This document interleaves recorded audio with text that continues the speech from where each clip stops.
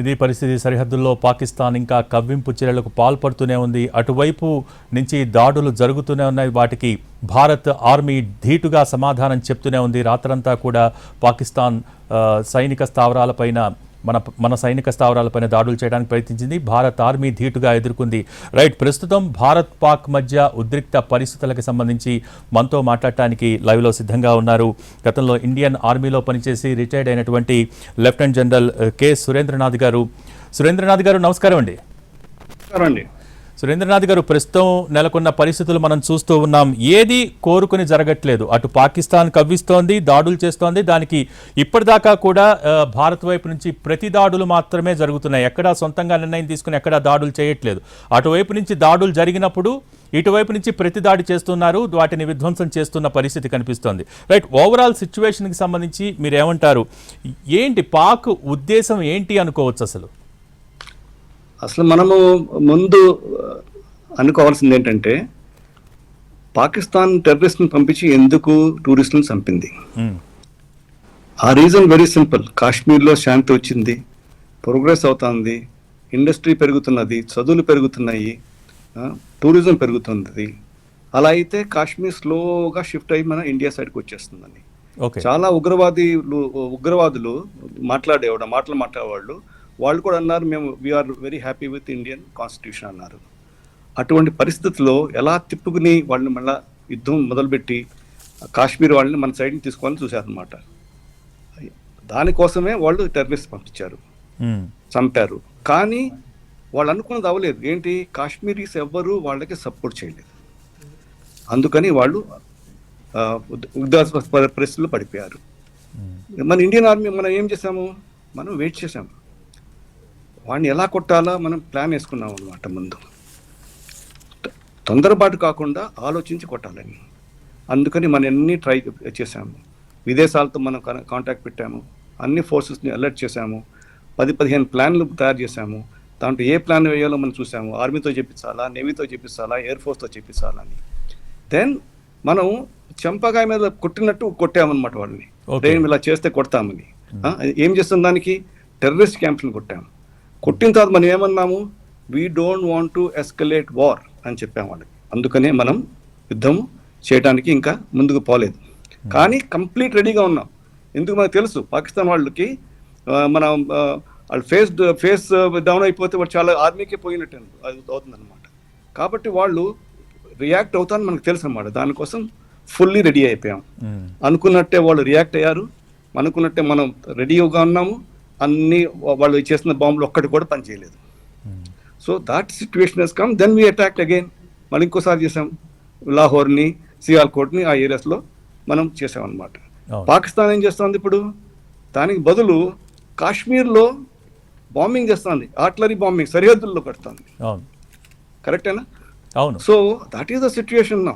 వాళ్ళకి ఏం తోచట్లేదు. అరే మనం ప్లేన్లు పంపిస్తే ప్లేన్ పడిపోతున్నాయి, మిసైల్ పంపిస్తే ఇండియాలో కొట్టేస్తున్నారు. ఇండియా ఎయిర్ డిఫెన్స్ చాలా బాగా అయిపోయింది. ఏం తోచక ఇప్పుడు ఏం చేస్తున్నారు, కాశ్మీర్లో సరిహద్దుల్లో బాంబింగ్ చేస్తున్నారు. సరిహద్దుల్లో ఉన్న వాళ్ళు ఎవరు, వాళ్ళు కాశ్మీరీస్. మరి కాశ్మీర్ కోసమే మనం ఫైట్ చేస్తే కాశ్మీర్ని ఎందుకు కొడుతున్నారు మనం ఆలోచించాలి. ఎందుకు కొడుతున్నారంటే వాళ్ళకి తెలుసు, పంజాబ్ బార్డర్లో మనం ఫైర్ ఓపెన్ చేస్తే సరిహద్దు అంతా ఓపెన్ అయిపోతుంది.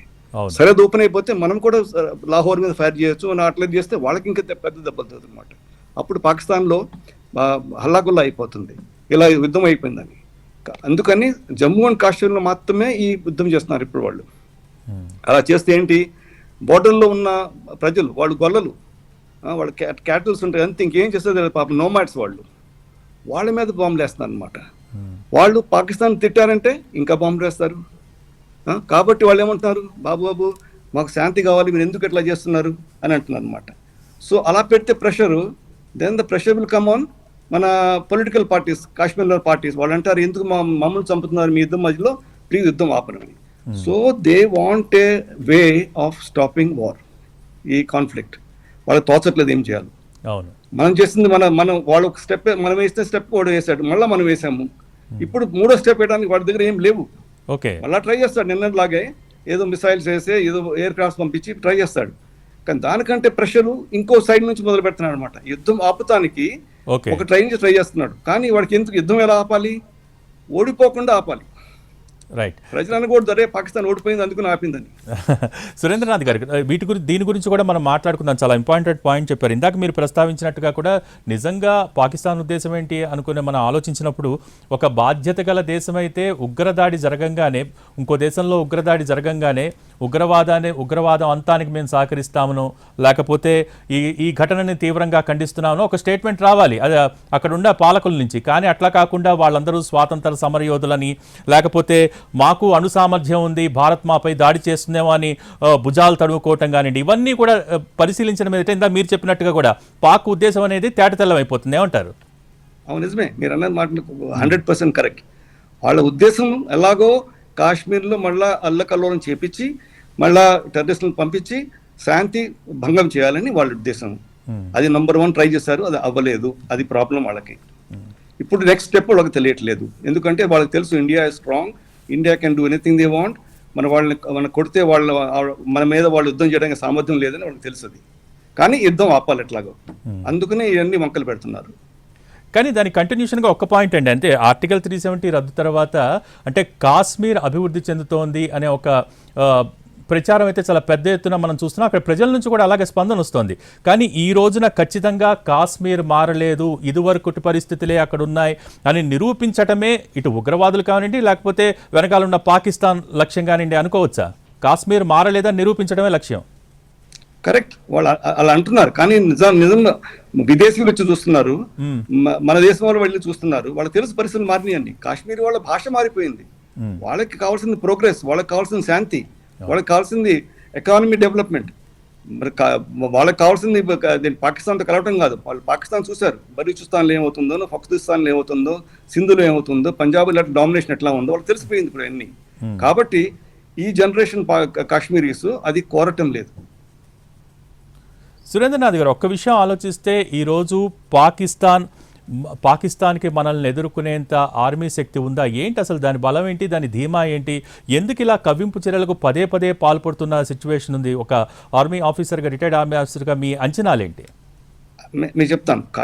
పాకిస్తాన్ వాళ్ళు ఎప్పటి నుంచో ఫ్రమ్ ద టైం వాళ్ళు న్యూక్లియర్ బాంబ్ తయారు చేసిన తర్వాత ఇప్పుడు ఇదే మాట అంటున్నారు, ఇంకా యుద్ధం అవ్వదు, అయితే మేము బాంబులు వాడతాము, మేము ఇండియాని నాశనం చేస్తాము, మా దగ్గర మిసైల్స్ ఉన్నాయి, అండమాన్ నికోబార్ దాకా వేసే మిసైల్స్ ఉన్నాయి, ఇట్లా బెదిరింపులు పెడతారనమాట.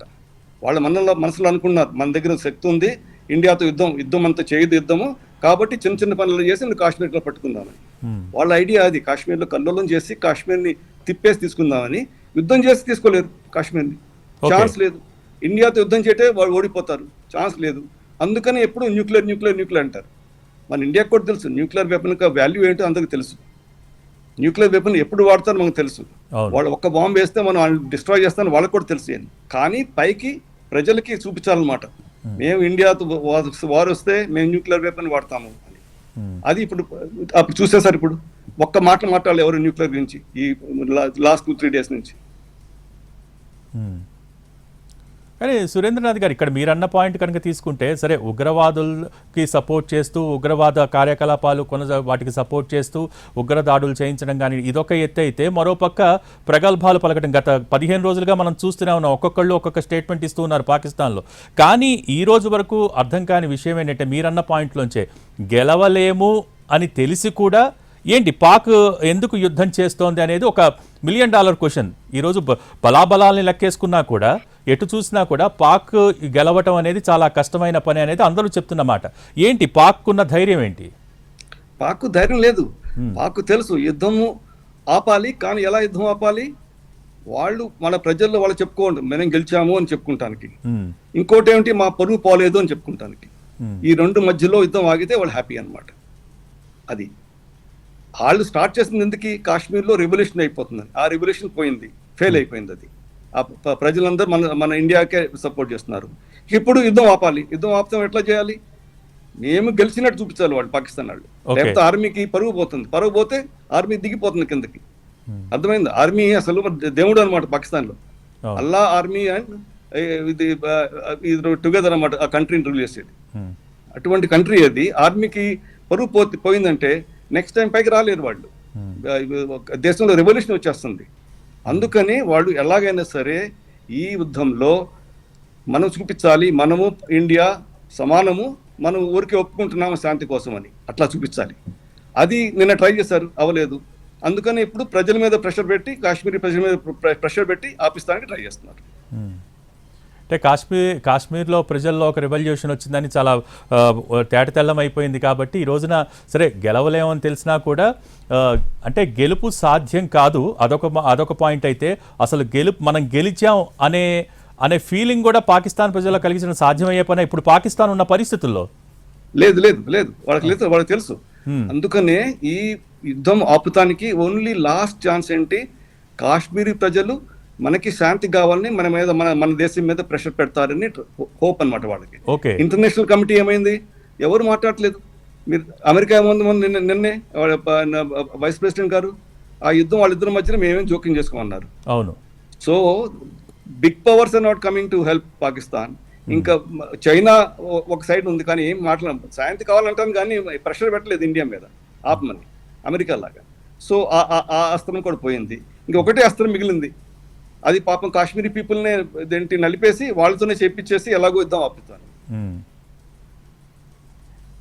కానీ ఒక సీనియర్ ఆర్మీ ఆఫీసర్గా ఒక్క విషయం అండి, ఎందుకంటే గతంలో ఎన్నో యుద్ధాలు జరిగాయి భారత్ పాకిస్తాన్ మధ్య, కానీ ఈసారి ఉన్న సిచ్యువేషన్ని ఏ విధంగా అంచనా వేయచ్చు? ఎందుకంటే గతంలో శాంతి అసహనం ఇవన్నీ అంటే సహనం వహించాలి, శాంతి మార్గాన్ని అనుసరించాలి, ఇటువంటి వచనాలన్నీ భారత్ చెప్తూ దాన్ని అనుసరిస్తూ వచ్చింది. కానీ ఈసారి సిచ్యువేషన్స్ ఎందుకో కొంచెం డిఫరెంట్గా కనిపిస్తున్నాయి. ఎందుకంటే ఇటువంటి పరిస్థితుల్ని మనం ఉపేక్షించకూడదు భవిష్యత్తు కోసం అనేది. నిజంగా అటువంటి సిచ్యువేషన్ ఉందంటారా ఈసారి? ఎందుకంటే మనము రిలైజ్ చేసాం, మనం శాంతి మాట్లాడుతుంటే పాకిస్తాన్ టుక్ అడ్వాంటేజ్ ఆఫ్ దట్.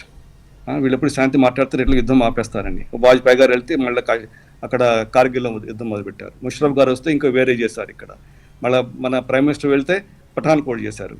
చూసారా? సో ఎలాగైనా సరే ఆ బ్యాలెన్స్ కాకూడదని పాకిస్తాన్ ఆర్మీ లేకపోతే డీప్ స్టేట్ పాకిస్తాన్లో ఎప్పుడు ట్రై చేస్తాం అనమాట.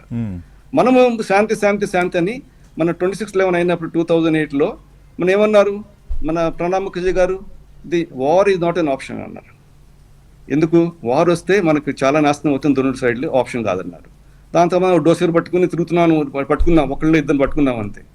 సో మనకి ఇప్పుడు తెలిసింది ఏంటంటే మనం రియలిస్టిక్గా ఉండాలి. ఏంటి, ఒకవేళ వాడు తప్పు చేస్తే వాడికి పనిష్మెంట్ ఇవ్వాలి, పనిష్మెంట్ ఇవ్వకపోతే వాడికి అలా చేస్తానే ఉంటాడు. కాబట్టి మన రియాక్షన్ చాలా హార్డ్గా ఉండాలి, నిలకడగా ఉండాలి, వాడికి లెసన్ చెప్పాలి. ఈ మూడు మనం పెట్టుకున్నాం. కానీ ఎలా చెప్పాలి?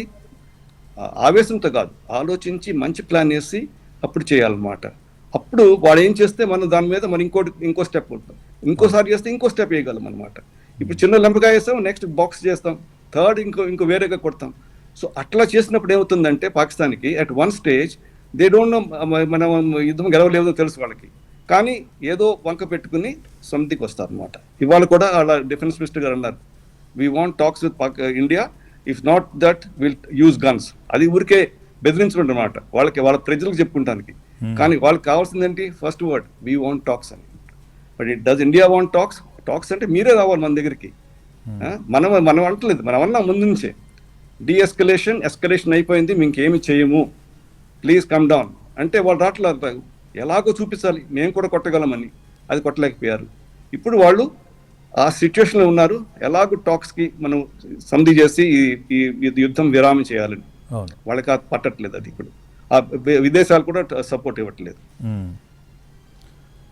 సురేంద్రనాథ్ గారు, ఇక్కడ ఇప్పుడు ప్రస్తుతం ఉన్న జనరేషన్ ఈ రోజున పాక్ ఆర్మీ ఏం చేస్తోంది, పాక్ ప్రభుత్వం ఏం చేస్తోంది, ఎటువంటి కుట్రలు చేస్తోంది, ఉగ్రవాదులు ఎటువంటి పనులు చేస్తున్నారు, తర్వాత భారత్ ఎలా రిటార్ట్ ఇస్తోంది, ఎట్లా ప్రతిదాడులు చేస్తోంది, ఇవన్నీ కూడా ఈ జనరేషన్ గమనిస్తున్నారు. కానీ ఈ జనరేషన్లో ఒక ప్రశ్న ఉత్పన్నమవుతోంది ఏంటంటే, గతంలో పాక్తో యుద్ధం వచ్చినప్పుడు భారత్ ఏ విధంగా డీల్ చేసింది, అటు ఆర్మీ పరంగా కావచ్చు, ఇటు దౌత్యపరంగా కావచ్చు, ఏ విధంగా డీల్ చేసిందని ఒక క్వశ్చన్ రేజ్ అవుతోంది. మీలాంటి అనుభవజ్ఞులు చక్కగా ఆ విషయాలను షేర్ చేయొచ్చు.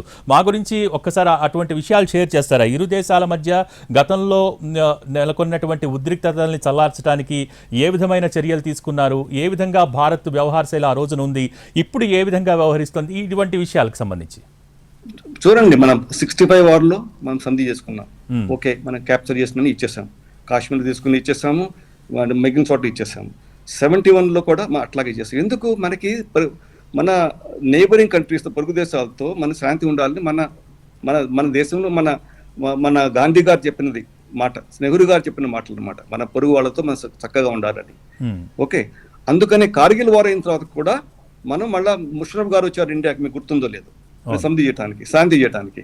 సో అన్నిటికీ మనం ఒప్పుకున్నాం. కానీ వాళ్ళలో ఆ ఐడియా మారలేదు. ఈ కాశ్మీర్ మాత్రం ఈజ్ జుగ్లర్ వేన్ అన్నాడు మొన్న కూడా ఆయన, వాళ్ళ చీఫ్ ఆఫ్ ఆర్మీ స్టాఫ్.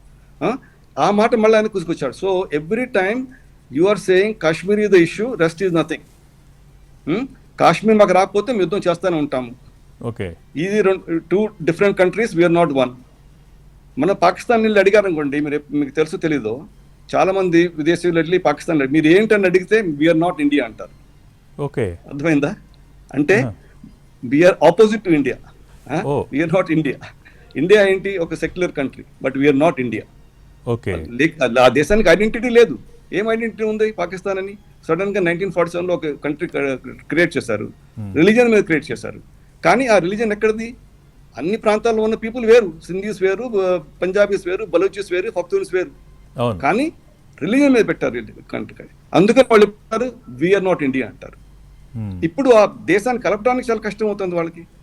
బలూచిస్తాన్లో ఇది ఇన్సర్జెన్సీ ఉంది, పఖ్తూనిస్తాన్లో ఇన్సర్జెన్సీ ఉంది, సింధులో వాళ్ళకి పెద్ద సపోర్ట్ లేదు. అందుకనే ఎలాగో దేశానికి దగ్గర రావాలంటే ఏదో ఒక ఇష్యూ తీసుకొచ్చి, కామన్ ఇష్యూ, అదేంటి? కాశ్మీర్. అందుకని కాశ్మీర్ మేము మొదలు పెడితే మళ్ళీ దేశంలో కొంచెం సామరస్యం వస్తుంది, మళ్ళీ ఏకతా వస్తుంది అనుకుంటున్నారు అన్నమాట. కానీ ఒక విషయం ఆలోచిస్తే కనుక ఇక్కడ పాక్కి సంబంధించి కొన్ని దేశాలకు మొదటి నుంచి సపోర్ట్ చేస్తూ వస్తున్నాయి.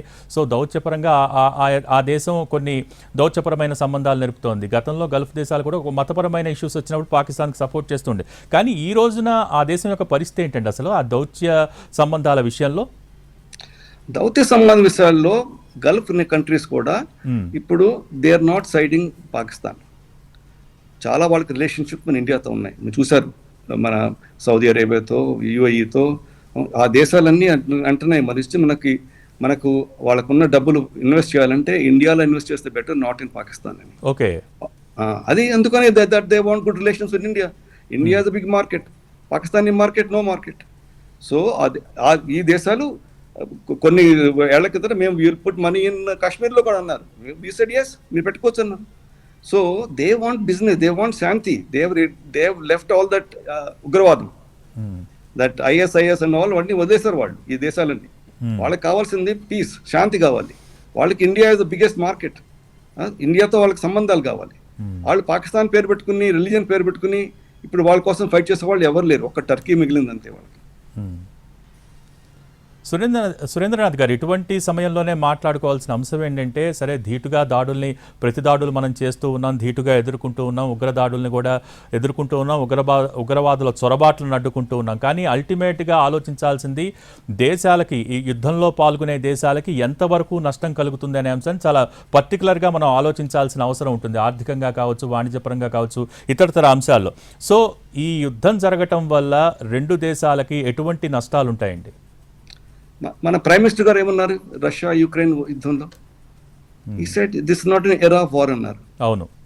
ఎందుకన్నారు ఆ మాట? ఎందుకంటే ఈ కొత్త వెపన్స్ మూలన, రాకెట్ల మూలన, న్యూక్లియర్ వెపన్స్ మూలన యుద్ధంలో అందరూ నాశనం అయిపోతారు రెండు సైడ్లు. మనం గెలవచ్చు, మనం గెలిచినా కూడా నష్టం ఎంతో ఉంటుంది. అందుకని ఆ లక్ష్యం ఉండాలి. ఆ యుద్ధం చేయడానికి లక్ష్యం ఏమిటి?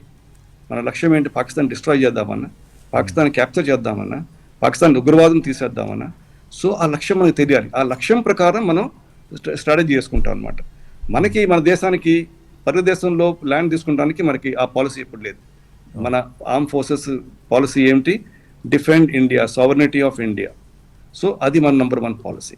సెకండ్ ఏంటి? ఉగ్రవాదాన్ని, ఇప్పుడు మనం ఉగ్రవాదం ఓన్లీ అదర్ ఇష్యూ మనకి కష్టం ఇస్తుంది. ఆ ఉగ్రవాదాన్ని ఎలా తీయాలంటే, there no way that you can take ఉగ్రవాదం అన్లెస్ మీ నైబర్ మీతో కోఆపరేట్ చేస్తారు కాదు. మనం కొట్టచ్చు, వాళ్ళ క్యాంపుని కొట్టచ్చు, వాళ్ళ లోపలికి వెళ్ళి ఏంటి ఏజెంట్స్తో కొట్టించవచ్చు. కానీ ఉగ్రవాదాన్ని ఆపలేము. అది కొంచెం మైండ్లో, అది ఉగ్రవాదం మైండ్లో వస్తుంది అన్నమాట. ఆ ఉగ్రవాదం ఆపడానికి చేసేవాళ్ళు పాకిస్తానే. కానీ వాళ్ళు సపోర్ట్ చేస్తుంటే there is no other answer except hit him sometimes అంటే ఇది చేయొద్దు, 3-4 ఏళ్ళు కూర్చుంటాడు, మళ్ళీ పైకి దిగుతాడు. అది. So taking a whole war to stop ఉగ్రవాదం మే కాజ్ నాశనం టు పాకిస్తాన్ ఆల్సో. మనకు కూడా చాలా పెద్ద లాస్ వస్తుంది, ఎకనామికల్ లాస్ వస్తుంది అన్నమాట. మనకు కావాల్సింది మన ప్రజలు పైకి రావాలి, ఆ యుద్ధం కాదు మనకు కావాల్సింది. సో యుద్ధం లక్ష్యం మనం ఎప్పుడు మనం గుర్తుంచుకుంటే, ఆ యుద్ధం లక్ష్యంలో మనకి sovereignty of India is more important than capturing territories of Pakistan and destroying Pakistan. అందుకనే మనం యుద్ధము ఎప్పుడు అడగలేదు మనం. అందుకనే ఇప్పుడు చేసింది కూడా మనము చిన్న పని చేసాం. మీ స్టేట్మెంట్ విన్నారో లేదో, మన ఫారిన్ మినిస్టర్ గారు ఇచ్చిన స్టేట్మెంట్ కూడా నాన్ ఎస్కలేటరీ, మేము ఈ యుద్ధం ఇంకా పైకి తీసుకెళ్ళము. ఓకే. కానీ సురేంద్రనాథ్ గారు ఇక్కడ ఒక విషయం ఆలోచిస్తే, ఎప్పుడైతే పహల్గామ్ దాడి జరిగింది, అంటే దాడి జరగక ముందు కూడా ఒక 15 రోజుల సిచ్యువేషన్స్ మనం గమనిస్తే కనుక ప్రపంచవ్యాప్తంగా అమెరికా టారిఫ్ గొడవ జరిగింది, టారిఫ్ సవరణలు జరిగినాయి. సో అప్పటి నుంచి కూడా ఒక వాణిజ్యపరమైనటువంటి యుద్ధం మొదలవుతోంది. కాబట్టి దేశాల ఆర్థిక స్థితిగతులు కూడా మారిపోతాయి. భారత్కి ఇది చాలా ఫెచ్చింగ్ అయ్యే అవకాశం ఉంది, ఎందుకంటే కొంచెం ముందడుగు వెనకడుగుగా ఉంటుంది. ఇటువంటి సిచ్యువేషన్స్లో అంటే చైనాకి ఇక్కడ నష్టం కలిగే అవకాశం ఉంది వాణిజ్యపరంగా, ఆ కంపెనీస్ అన్నీ కూడా భారత్కు వస్తాయి, కాబట్టి భారత్ అభివృద్ధి చెందే అవకాశం. ఇటువంటి చర్చ అంతా జరిగిన పక్షంలో ఈరోజు పాక్ యొక్క దుందుడుకు వైఖరి కనుక మనం చూస్తుంటే, అంటే ఏ విధమైన సహకారం లేకుండా, ఏ విధమైన శక్తి లేకుండా పాక్ మన మీదకి రావటం, యుద్ధానికి ఉసుగొలుపుటూ కయ్యానికి కాలు దూవటం చూస్తుంటే పాక్ వెనకాల ఏదైనా మరొక దేశం ఏమన్నా ఉందా? ఇటువంటి అనుమానాలు కూడా, అభిప్రాయాలు కూడా వ్యక్తం అవుతున్నాయి. మీరేమంటారు? మీ అభిప్రాయం ఏంటి? చూడండి, మనం ఒక వైపు అనుకోవచ్చు దట్ దీనికి చైనా ప్రోత్సాహం ఇచ్చిందా అని. కానీ రెండో వైపు చూస్తే China wants peace with India. Okay. అగర్ అమెరికన్ మార్కెట్ లేకపోతే ఇంకా పెద్ద మార్కెట్ ఎక్కడుంది? 140 crore పీపుల్ ఎక్కడున్నారు? భారతదేశంలో ఉన్నారు. అందుకనే మీరు గమనిస్తే చైనా అంబాసిడర్ చాలాసార్లు ఈ లాస్ట్ 1 monthలో అన్నారు, మనం ఇద్దరం కలిసి ఉండాలి, మనం అన్ని అదే సరిహద్దు తర్వాత చూసుకుందాము, మన మధ్య సంబంధాలు పెరగాలి అని అంటున్నారు. సో వాళ్ళకి in the end economy is more important than prestige అనమాట.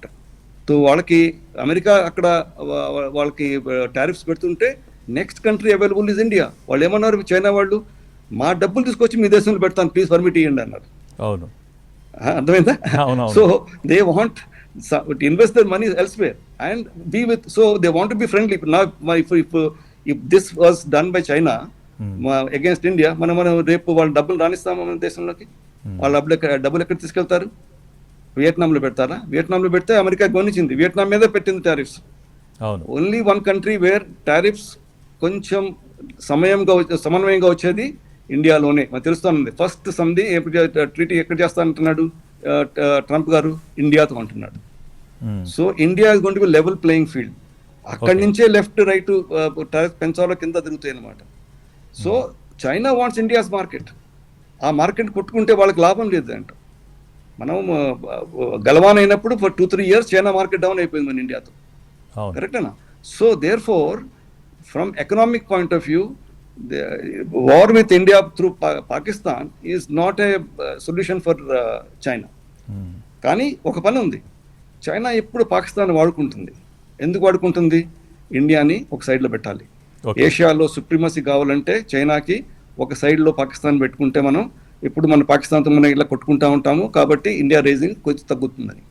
So that strategy is always there. China always says use neighbour's knife, అంటే పక్కవాడి కత్తి తీసుకుని పొడిపించు మన ఎదురు నుంచున్న వాడిని, అలా అనమాట. So that strategy is there. వాళ్ళకి చాలా థింకింగ్లో far ahead on these things. అందుకనే మనం చూస్తుంటే మన దేశం చుట్టూ బంగ్లాదేశ్ అయినా సరే, శ్రీలంక అయినా సరే, మాల్దీవ్స్ అయినా సరే, ఈవెన్ మయన్మార్ అయినా సరే ఏదో కొంచెం వంక పెట్టిస్తారు ఇండియాతో, నేపాల్ అయినా సరే, అలా అనమాట. So that they want to tie down India in South Asia ఉంది. They don't want India to grow అనమాట, పైకి రాకూడదు ఇండియా సమం అని. అది అలా ఐడియా. కాబట్టి కానీ ఈ ప్రస్తుత సిచ్యుయేషన్లో China involvement in this may be less, కానీ సపోర్ట్ ఉంది. ఎక్కడ సపోర్టు? ఇంటెలిజెన్స్ సపోర్ట్, మిగిలిన ఇన్ఫర్మేషన్ సపోర్ట్, ఆ సపోర్ట్స్ ఉంటాయి. డిప్లొమాటిక్ సపోర్ట్, ఆ 3 వచ్చినాయి. ఎందుకంటే పాకిస్తాన్ వదుకోలేదు. Is put so money money in that CPEC, China Pakistan economic corridor. అది వదులుకోలేదు కాబట్టి పాకిస్తాన్కి సపోర్ట్ ఉంటుంది. కానీ స్టార్టింగ్ ఆఫ్ దిస్ అని ఎందుకు అనిపిస్తుందంటే most probably started 5 Pakistan only, China కాదు అని. సో మీరు చెప్పిన అంశాలన్నీ కూడా అంటే ఇప్పుడు ఆర్థికపరమైనటువంటి అంశాలు కావచ్చు, ఆర్థిక వనరుల లభ్యత కావచ్చు, లేకపోతే ప్రపంచ వాణిజ్య అభివృద్ధి, స్వతహాగా భారతదేశం యొక్క అభివృద్ధి, ఇవన్నీ బేరీజు వేసుకున్న మీదట ప్రస్తుతం అంటే మన బలాబలాల్ని చూపిస్తూ ధైర్య సాహసాలని ప్రదర్శిస్తూ మరోపక్క రాజీ ప్రయత్నాలు కూడా జరగాల్సిన అవసరం ఉందంటారా ఏమన్నా? అవును, రాజీ అంటే రాజీ మనకి రెస్పెక్ట్ ఉండాలి. ఆ రాజీలో ఓడిపోయిన రాజీ కాదు మనకి. అందుకని అంటున్నాం మేము రెడీగా ఉన్నాం మీతో మాట్లాడటానికి, మన ఇద్దరు కూర్చొని మాట్లాడుకోవచ్చు. కానీ ఏ మాట చెప్పొద్దు, ఏదంటే మీరు తప్పు చేస్తారు, ఇండియా అంతా తప్పు చేసింది, మిమ్మల్ని కొట్టాల్సిందే అని ఆ మాటలు కాదు. We are want to talk from a position of confidence and strength. రెండు ఉన్నాయి మన దగ్గర ఇప్పుడు. మనం ఈ ఎపిసోడ్ని మనం ఎంత మంచిగా హ్యాండిల్ చేసామంటే ఎవరు తప్పు పట్టలేదు. చూడండి, అపోజిషన్ పార్టీస్ కూడా ఎంత మన దేశాన్ని వెనకాల ఉంచున్నారు. నిన్న చీఫ్ మినిస్టర్ గారు, మన రేవంత్ రెడ్డి గారు ఎంత మంచి క్యాంపెయిన్ చేశారు నిన్న, మన దేశానికి ఒక చోట ఉంచమని. మీరు చూసుంటారో లేదో. So that campaign wise diplomatically, politically and militarily, ఈ మూడిట్లో వీఆర్ అబౌట్ 90% ప్లస్ మనం అనుకోవచ్చు. కాబట్టి the only person who to talk to was nobody's Pakistan. మీరు బోర్డర్లో ఫైరింగ్ ఆపేసేయండి, క్యాంపులు ఏంటి మూసేసేయండి, సంధి చేసుకోండి. కానీ ఆ సంధి చేస్తే వాళ్ళకి లాభం ఏంటి వాళ్ళు చూసుకోవట్లేదు. మనతో ట్రేడ్ చేస్తారు పాకిస్తాన్, మీకు తెలిసే ఉంటుంది. 90% of the trade is done in Dubai. ఇక్కడ నుంచి గూడ్స్ అక్కడికి వెళ్ళి, అక్కడి నుంచి మన ఇండియా గూడ్స్ కొనుక్కుంటున్నారు వాళ్ళు.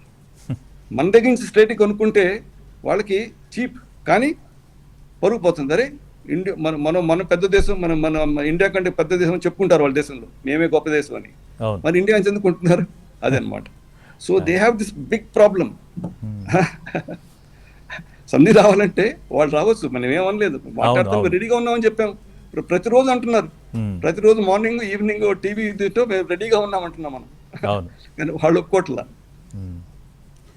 సో ఈ ఉద్రిక్త పరిస్థితులు చల్లారాలి, యుద్ధం వైపు పూర్తి స్థాయిలో వెళ్ళకూడదు, ఇటువంటివన్నిటినీ ఆలోచించినప్పుడు 3 ఆప్షన్స్ కనిపిస్తాయండి భారత్ ముందర ఖచ్చితంగా. అంటే పాకిస్తాన్కు గుణపాఠం చెప్పడం కావచ్చు, లేకపోతే ప్రపంచ దేశాల మద్దతు సంపాదించడం కావచ్చు, ముఖ్యంగా కూడా కాశ్మీరీలకు ఒక మంచి భరోసా కల్పించడం, భవిష్యత్తులో ఈ ప్రాంతం అద్భుతంగా ఉంటుంది, అభివృద్ధి చెందుతున్న ఒక భరోసా కల్పించడం, ఇవన్నీ కూడా మన ముందున్న లక్ష్యాలు. సో ఏంటి భారత్ ఏం చేస్తే ఇవన్నీ కూడా మనం సాధించవచ్చు? భారత్ ఇప్పుడు చేస్తున్న ప్రజెంట్ మన పాలసీస్ ఆర్ క్వైట్ గుడ్. నేను అనుకుంటాం ఏంటంటే తొందరలోనే కాశ్మీర్కి స్టేట్ హుడ్ కూడా ఇచ్చేస్తారు. మీరు కాశ్మీర్ లీడర్స్తో మాటలు ఇప్పుడు వింటుంటే వాళ్ళు ఒక్క మాట ఇప్పుడు అనలేదు పాకిస్తాన్ గురించి. ఇదివరకు అనేవాళ్ళు మనం ఇండియా పాకిస్తాన్ కలిసి సంధి చేసుకోవాలి, కాశ్మీర్ సొల్యూషన్ ఇవ్వాలని. ఇప్పుడు అందరూ ఎవరు మాట్లాడలేదు ఈ మాట. సో వాళ్ళలో కూడా మార్పు వచ్చేసింది కాశ్మీర్లో కూడా. ఎందుకు? ఇండియాలో ఉంటేనే వాళ్ళకి భవిష్యత్తు బాగుంటుందని. ఎందుకంటే economical India good, educationally is good, politically is good. వరల్డ్లో మనకి ఇండియాకి మంచి పేరు ఉంది, పాకిస్తాన్కి ఏం పేరు ఉంది? ఏ పేరు లేదు. So they don't want to join Pakistan for that reason. Okay, so that solution with us. నా ఓన్లీ ప్రాబ్లం మనకి పాకిస్తాన్తో ఏంటంటే, పాకిస్తాన్తో మనం మంచిగా ఉండొచ్చు, కానీ వాళ్ళు మంచిగా ఉండాలని అనుకోవాలి కదా. వాళ్ళు మనం జుగులర్ వెయిన్ అని మన కాశ్మీర్ జుగులర్ వెయిన్ అంటే ఎట్లా సొల్యూషన్ వస్తుంది చెప్పండి? మీకు గుర్తుందో లేదు, ముషరఫ్ గారు కూడా ట్రై చేశాడు. ఈ ఇండియాకి వచ్చి చాలా ఏళ్ళు తర్వాత, ముందు వాజ్పేయి గారితో, వడ్వానీ గారితో, తర్వాత మన్మోహన్ సింగ్ గారితో కూడా మాట్లాడాయన్ని. కానీ చివరికి పాకిస్తాన్ ఆర్మీ ఒప్పుకోలే ఆ మాట. అందుకని అది పడిపోయింది, శాంతి పరమ అయిపోయింది, అప్పుడు ఆ ప్యాక్ట్ అవ్వాల. సో అటువంటిది మళ్ళీ రావటానికి ఇప్పుడు లీడర్స్ చాలా వీక్ లీడర్స్ ఉన్నారు పాకిస్తాన్లో. That is another problem. అసలు పాపులర్ లీడర్లను వాళ్ళు జైల్లో పెట్టేశారు. So how does people show there this thing positiveness towards India? మీరు నార్మల్ పాకిస్తానీతో మాట్లాడితే వాళ్ళు చాలా హ్యాపీగా ఉంటారు ఇండియాతో. ఇప్పుడు మాట్లాడినా సార్ మాదేంటి, I had occasion to serve with Pakistanis and 2-3 places. అంత మంచిగా మాట్లాడతారు. They want have good relation, but can't. ప్రతిదీ మనం కాశ్మీర్తో మనం లింక్ చేస్తే, మన పార్టిషన్ గురించి మాట్లాడుతూ మొదలు పెడితే ఎట్లాగ అవుతుంది. సో రిఫార్మ్ కావాలంటే reform should come in Pakistan ఆర్మీలో ఫస్ట్. అవును, వాళ్ళ థింకింగ్లో ఉంటే రిఫార్మ్ అయిపోతుంది. Pakistan can grow. వాళ్ళకి ఏం తక్కువ సార్, మంచి ల్యాండ్స్ ఉన్నాయి, హార్డ్ వర్కింగ్ పీపుల్ ఉన్నారు, ఈ నదులు నీళ్ళు వస్తాయి వాళ్ళకి, మంచి మంచి పంటలు ఉన్నాయి, మినరల్స్ ఉన్నాయి, కానీ ఏకతా లేదు, కలిసి ఉండడానికి లేదు, ఇప్పుడు కొట్టుకుంటూ ఉంటారు. అవును. కానీ ఇదే సందర్భంలో మీరు అన్నట్టుగా కూడా ఇందాక మీరు ప్రస్తావించినట్టుగా కూడా శాంతి సహనం గురించి మనం మాట్లాడినప్పుడల్లా కాలికేస్తే మెడకి, మెడకేస్తే కాలికి అన్నట్టుగా అది పార్టీషన్, దేశ విభజన దాకా ఆ చర్చ అనేది వెళ్ళిపోతూ ఉంటుంది పాకిస్తాన్తో. సో ఏంటంటే అల్టిమేట్గా ఒక్క మాటలో యుద్ధం ఎలా ఆగుతుంది అన్నప్పుడు ఒక ఆర్మీ ఆఫీసర్, రిటైర్డ్ ఆర్మీ ఆఫీసర్గా మీరేం చెప్పదలుచుకున్నారు? సార్, యుద్ధం ఆపడానికి 2-3 కండిషన్. ఒకటి, పాకిస్తాన్ వివేకత రావాలి, ఈ యుద్ధం వేస్ట్ అని, ఈ ఫైట్ వేస్ట్ అని. ఓకే. రెండోటి, వాళ్ళు గమనించాల్సింది ఏంటంటే ఈ లాస్ట్ 2 డేస్లో ఏది అయిందంటే మన ఇండియన్ ఎయిర్ ఫోర్స్ చాలా సుపీరియర్, ఇండియన్ నేవీ చాలా సుపీరియర్, ఇండియన్ ఆర్మీ చాలా స్ట్రాంగ్ గ్రౌండ్లో. వీళ్ళతో యుద్ధం చేస్తే లాభం లేదు అనుకోవాలి. సో ఏమి అయినా సరే డిస్ట్రక్షన్, నష్టం పాకిస్తాన్కి యుద్ధం దూరం లాగిస్తాయి. రెండోసారి ఇండియా సైడ్ నుంచి మనం అనాలి, మాకు ఈ యుద్ధం వద్దు, మీరు ఏదైనా చేస్తేనే మేము కూడా చేస్తాం, మేము ఇచ్చిన పనిష్మెంట్ ఇచ్చేసాం మేము, ఆ పనిష్మెంట్ అయిపోయింది, ఇంక మేము ఆపుతాం, మేమేం చేయం, కానీ మీరు మమ్మల్ని కొట్టారంటే మిమ్మల్ని కొడతాం. యుద్ధం ఆగుతానికి ఒకటే, మనం కొట్టకపోతే వాళ్ళు ఇంకా కొడతా ఉంటాడు. మీరు గుర్తుకుంచుకోవాలి. సపోజ్ రేపు కొట్టాడు అనుకుని మనం ఏం చేయలేదు అనుకుంటాడు, నేనే గొప్ప నేను మళ్ళీ కొడతాడు అనమాట. సో ఆ సిచ్యువేషన్ రాకూడదు. So we are ready to escalate, but escalate by de-escalation. De-escalation అంటే ఎలా తగ్గించాలి? ఒకప్పుడు పెద్ద వే స్టాపింగ్ ఈ ప్రాబ్లం ఏంటంటే బాగా గట్టి కొట్టామనుకోండి, అంత వీక్ అయిపోయాడు, అప్పుడు తెలిసిపోతున్నారు అరే మనం ఇంక యుద్ధం చేయలేమని, అప్పుడు ఆగిపోతాడు అనమాట, యుద్ధ విరామం అడుగుతాడు అనమాట. So 2 ways. ఒకటేమో చిన్న చెంప కొట్టి ఆపేయమని చెప్పాము, ఆగలేదు. ఇప్పుడు సెకండ్ టైం ఇంకా ఆగకపోతే బాగా గట్టి కొడతాం, గట్టి కొట్టినప్పుడు ఆగకపోతే ఇంకా గట్టి కొడతాం. అంటే ఒక స్టేజ్ వస్తుంది, ఎప్పుడు then he has to realise this war is not good for anyone. Population, మన పాకిస్తాన్ పీపుల్ కాదు, మన వాళ్ళ ఆర్మీ కూడా కాదు. ఎందుకంటే ఇంకా పడతా ఉంటుంటే ఇంకా నష్టపోతూ ఉంటుంది వాళ్ళ ఆర్మ్ ఫోర్సెస్. అవును. So they have to maintain. వచ్చేస్తారు. My feeling is next couple of days, 2-3 days they will have to make up a mind కి యుద్ధం లగ్గించాలా, బాగా పొడిగించాలా. మీరు గుర్తుంచుకోండి, ఇప్పుడు మనం టార్గెట్స్ పంజాబ్లో ఫస్ట్ టైం కొట్టాం, గుర్తుందో లేదు. ఇప్పుడు కొట్టినా సార్ మేము కాశ్మీర్లో కొట్టాం, పిఓకేలో అటుపడి కొట్టాను. వాళ్ళు ఏం చేస్తారు, పాకిస్తాన్ వాళ్ళు ఈ ఉగ్రవాదులను తీసుకెళ్లి పంజాబ్లో పెట్టుకున్నారు. కరెక్టేనా? ఎందుకు అనుకున్నారు మన పంజాబ్ ఇండియా కొట్టదని, కానీ we open that front. Okay, దానికి రివర్స్ కింద వాళ్ళు మన కంప్లీట్ ఫ్రంట్ ఓపెన్ చేస్తారు. గుజరాత్ నుంచి కాశ్మీర్ దాకా ఫ్రంట్ ఓపెన్ ట్రై చేశారు. ఒక్క మిసైల్ కూడా పడలేదు, ఒక్క డ్యామేజ్ అవ్వలేదు ఇండియాకి. సో వాళ్ళకున్న శక్తి అంతా అక్కడ దాంట్లో ఆరిపోయిందని తెలిసిపోయింది వాళ్ళకి. సో నౌ దే కాన్సన్ట్రేటింగ్ ఎక్కడ, ఓన్లీ జమ్మూ అండ్ కాశ్మీర్. ఎవరిని కొడుతున్నారు? ఓన్లీ పీపుల్ని కొడుతున్నారు. మీరైనా చెప్పండి రా వీళ్ళకి, మా సైడ్కి రండి రా అని, మా మాట మాట్లాడండి శాంతి కోసం అని. So that is their effort. సో ఇవాళ రాత్రి మళ్ళీ ఇంకోసారి ట్రై చేశారనుకోండి, they will get a bigger this thing. ఇప్పుడు మనం ఇంకా నేవీ వాడలేదు, ఇంకా మన నేవీ చాలా strong, it is 5 to 6 times stronger than మన పాకిస్తాన్ నేవీ. కానీ మన idea is not to escalate war. మనకు వద్దు, మనకు అక్కర్లా, మనకు శాంతి కావాలి. శాంతి కావాలంటే సమన్వయంగా రావాలి, మీరు కింద కూర్చోవాలి, please don't use this terrorist anymore అనాలి. ఇవాళ కూడా 7 టెర్రరిస్ట్ని కొట్టారు బిఎస్ఎఫ్ వాళ్ళు, మీరు చూసారు, చూసి ఉంటారు న్యూస్లో. వాళ్ళు ఇన్ఫిల్ట్రేషన్ చేస్తుంటే వాళ్ళని చంపేశారు. సో ఇటువంటి పనికిరావు ఇటువంటి. So what India is doing right, we are not going to hit today. ఏమవుతుంది చూడండి, but they will try and do something today. ఖచ్చితంగా మీరు అన్నట్టుగా కూడా ముష్కరం మోకలు ఆగడాలను ఎక్కడా సహించకుండా ఎదుర్కొంటూనే ఖచ్చితంగా అన్ని దేశాలు కూడా అభివృద్ధి చెందాలి, శాంతి స్థాపన జరగాలనేది ఒకటే లక్ష్యం అండి. Thank you so much Surendranath గారు, మీరు లైవ్లోకి అందుబాటులోకి వచ్చి అనేక వివరాలను మాతో షేర్ చేసుకున్నందుకు thank you so much. Right, ఇది లెఫ్టినెంట్ జనరల్ కె సురేంద్రనాథ్ గారి అభిప్రాయం.